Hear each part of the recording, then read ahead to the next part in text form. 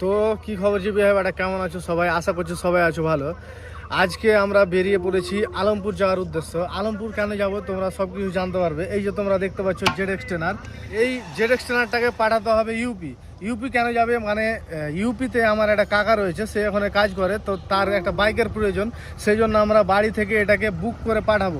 আলমপুরে যাব, আলমপুরে গিয়ে কন্ট্রাক্টরের সাথে কথা বলবো যে এই গাড়িটাকে, বাস কন্ট্রাক্টরের সাথে কথা বলে যে এই গাড়িটাকে কীভাবে পাঠা যাবে।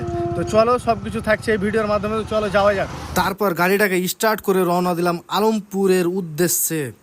আর বন্ধুরা তোমরা দেখতেই পাচ্ছ কত সুন্দর প্রকৃতির মনোরম পরিবেশের মৃদু হাওয়া গায়ে লাগিয়ে পৌঁছে গেলাম আলমপুর। আর আমরা আলমপুর পৌঁছে প্রথমে ট্রান্সপোর্ট অফিসে কথা বলে নিলাম।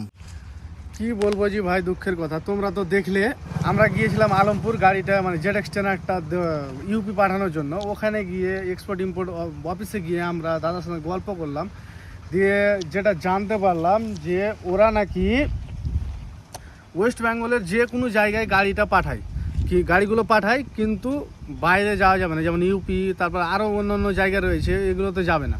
সেই জন্য আবার মন টন খারাপ করে চলে এলাম বাড়ি এসে এবার আমরাকে আবার কোথাও ব্যবস্থা করতে হবে, মানে গাড়িটা তো পাঠাতে হবে গোরখপুর, তো ব্যবস্থা করতে হবে। তো চলো দেখা হচ্ছে পরবর্তী ভিডিওটা যদি ভালো লেগে থাকে অবশ্যই লাইক কমেন্ট শেয়ার করে ফাটিয়ে দাও। দেখা হচ্ছে পরবর্তী ভিডিওতে। Tata, bye bye.